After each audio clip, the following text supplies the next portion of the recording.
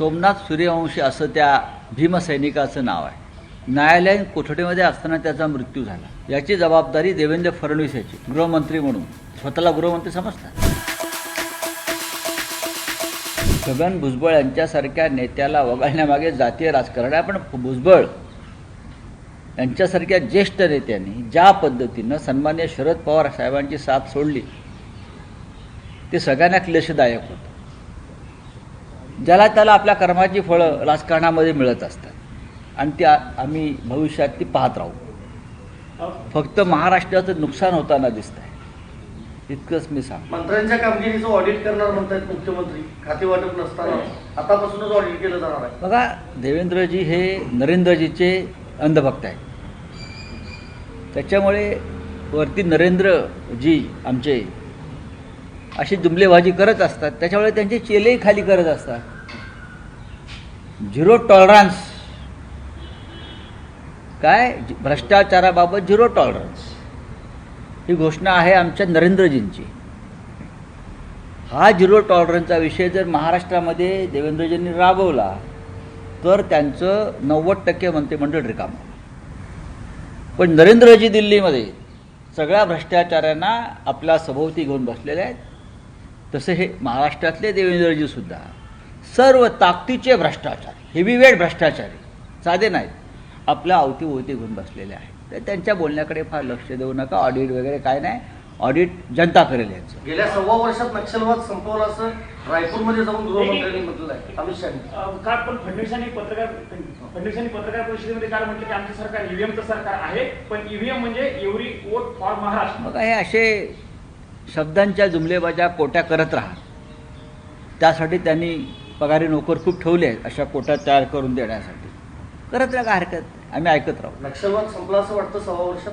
नाही, जर केंद्रीय गृहमंत्र्यांनी हे विधान केलं असेल तर आम्ही त्यांचं स्वागत करतो. नक्कीच हा देशाच्या राष्ट्रीय सुरक्षेचा प्रश्न आहे. नक्षलवाद हा सरकारविषयी आमचे काही मतभेद असले आणि सरकारने या संदर्भात कठोर पावलं उचलून नक्षलवाद्यांचा खात्मा केला असेल आणि त्याची जर फळं आम्हाला पाहता येणार असेल तर आम्ही त्याचं स्वागत करतो.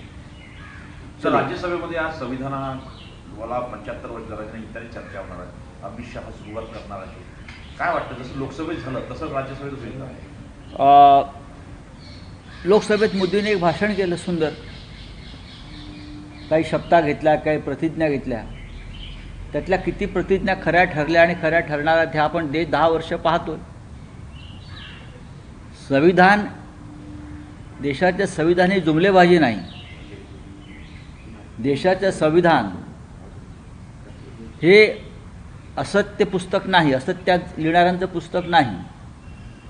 देशाचं संविधान हा या देशाचा आत्मा आहे आणि संसद हे शरीर आहे आणि त्या शरीरातला हा आत्मा आहे. पण शरीरावर आणि आत्म्यावर सातत्यानं प्रहार करणारे लोक संविधानाची तुणतुणं वाजवताना दिसतात तेव्हा आश्चर्य वाटतं. जर यांना 400 पार खरोखर झाल्या असत्या तर आज संसदेमध्ये संविधान का बदलू नये याच्यावर चर्चा झाली असती. संविधान बदलना कितना जरूरी है उसका ऊपर चर्चा होती. लेकिन 400 पार का नारा जनता ने ब्रेक लगाया, इसलिए संविधान पर चर्चा हो रही है. गेल्या 3 आठवड्यामध्ये गोंधळ पाहायला मिळाला. 4था आठवडा आहे, शेवटचा आठवडा आहे अधिवेशनाचा. आज खरं तर कार्यसूचीमध्ये होतं 1 नेशन 1 इलेक्शन मांडलं जाईल, पण अचानकपणे लोकसभा सचिवालयानं तो मुद्दाच काढून टाकलाय. आज मांडलं जाणार नाही विधेयक. नाही, हे सोपं नाही आहे. हे विधेयक मांडणं, चर्चेला आणणं इतकं सोपं नाही आहे. बहुमत जरी असलं तरी संविधाना इतकाच हा एक महत्त्वाचा मुद्दा आहे. चला, थँक्यू व्हेरी मच. सर, परभणीमध्ये ज्या घटना घडत आहेत, काल ज्या पद्धतीने संतोष सूर्यवंशी नावाच्या एका व्यक्तीचा पोलीस कोठडीमध्ये मृत्यू झाला, कसं बघताय या घटनेचं? पोलिसांच्या कारवाईवरून प्रश्नाची नोकस केलं. सोमनाथ सूर्यवंशी असं त्या भीमसैनिकाचं नाव आहे. न्यायालयीन कोठडीमध्ये असताना त्याचा मृत्यू झाला. त्याचा जो लढाई होती ती चुकीची का मार्ग चुकीचा जरी असला तरी परभणीच्या चौकामध्ये संविधानाच्या पुस्तकावर जो हल्ला झाला त्याच्यामुळे संविधान वाचवण्यासाठी त्यानं तिथे संघर्ष केला. पोलिसांनी त्याला अटक केली. त्यानंतर त्याचा मृत्यू झाला. याची जबाबदारी देवेंद्र फडणवीस याची, गृहमंत्री म्हणून स्वतःला गृहमंत्री समजतात. अशा या तरुण कार्यकर्त्याच्या मृत्यूवरून परभणी आणि महाराष्ट्रामध्ये आंबेडकरी चळवळीचे कार्यकर्ते आक्रमक होणं हे स्वाभाविक आहे, पण त्यांनी शांतता बाळगली पाहिजे. महाराष्ट्रात जे सरकार आलेलं आहे ते सरकार का आलं? संविधान विरोधी, आणि त्याच्यामुळे संविधान रक्षकांचे बळी का जात आहे याचा विचार पुन्हा एकदा आंबेडकरी जनतेनं करण्याची वेळ आलेली आहे. संजयजी, सर, बोलिए. जाकीर हुसेन पडद्या बघा, झाकीर हुसेन यांचं जाणं ह्या देशाची नव्हे तर जगाच्या संगीत आणि कला क्षेत्राची जबरदस्त हानी. लता मंगेशकर यांच्या निधनानंतर या देशाला बसलेला हा दुसरा धक्का आहे. उस्तादजींचा चेहरा ही घराघरात आणि मनामनात पोचलेला चेहरा होता. आमच्या हृदयात त्यांना स्थान होतं, आणि आज त्यांचं निधन देशाच्या बाहेर झालं. त्यांचं जाण्याचं वय नव्हतं. त्यांनी आमचं कान आणि मन कायम तृप्त केलं. अत्यंत लहान वयात, म्हणजे 70-72 वर्ष हे काय सध्या जाण्याचं वय नाही. दुर्दैवी आणि दुःखद घटना आहे, आणि देश शोकमग्न आहे. आजही तुमची रिंगटोन तीच असते, कपल्याची रिंगटोन आम्ही अनेकदा ऐकली. आपण पाहिलं असेल की आम्ही सगळे त्यांचे भक्त आहोत.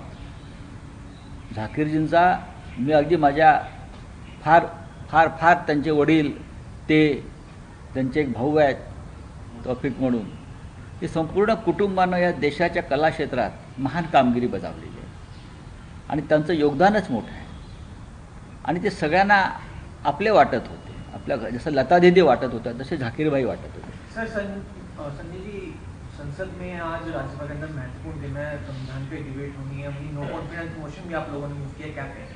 देखिए, नो कॉन्फिडेंस मोशन के बारे में तो हम चर्चा करेंगे बाद में, लेकिन आज संविधान के ऊपर चर्चा हो, डिबेट होगा. लोकसभा में चर्चा हो गई, अब राज्यसभा में चर्चा होगी. देश संविधान नहीं मान रहा है. जो सरकार है संविधान के खिलाफ काम कर रही है, चाहे न्यायपालिका हो, चाहे चुनाव आयोग हो, चाहे राजभवन हो, चाहे संसद हो. जहाँ जहाँ संविधान की चौकीदारी होनी चाहिए, वहाँ संविधान के बारे में जो भूमिका सरकार ले रही है वो देश के हित में नहीं है. अगर ये सरकार 400 पार कर लेती तो आज संविधान में चर्चा का विषय अलग होता. अब संसद में चर्चा का विषय क्या होता? संविधान बदलना क्यों जरूरी है, उस पर डिबेट होता. लेकिन 400 पार को ब्रेक लग गया, इसलिए हम संविधान पर चर्चा कर रहे हैं. देश की जनता का हम आभार मानते हैं कि आपने ब्रेक लगा दिया, लेकिन हम चर्चा करेंगे. लेकिन जिस देश की न्यायपालिका, चुनाव आयोग जैसी संस्था है, नरेंद्र मोदी जी और अमित शाह के दबाव में काम करते हैं, वहाँ संविधान खतरे में है. थैंक झाकिर हुसैन जी पे बोलिए. यू. झाकिर हुसैन जी का जाना देश के लिए बहुत क्षति पहुँचाने वाली खबर है. लता मंगेशकर जी के बाद इस क्षेत्र में, कला और संगीत क्षेत्र में झाकिर हुसैन का जाना हमें बहुत पीड़ादायक है. उस्ताद जी देश में नहीं तो पूरे विश्व में एक ऐसे कलाकार थे जो हर घर में, मन में अपना स्थान निर्माण कर चुके थे. उनका पूरा परिवार, उनके पिताजी, खुद उनके भाई, सभी ने देश के संगीत क्षेत्र को एक शिखर पर लेकर हमारे कान और मन को तृप्त किया. और ये उनके जाने की उम्र नहीं थी, और देश के बाहर जाकर उनका मृत्यु हो गया है. हमारे लिए वो पीड़ादायक है, क्लेशदायक है. मैं उनको श्रद्धांजलि अर्पण करता हूँ.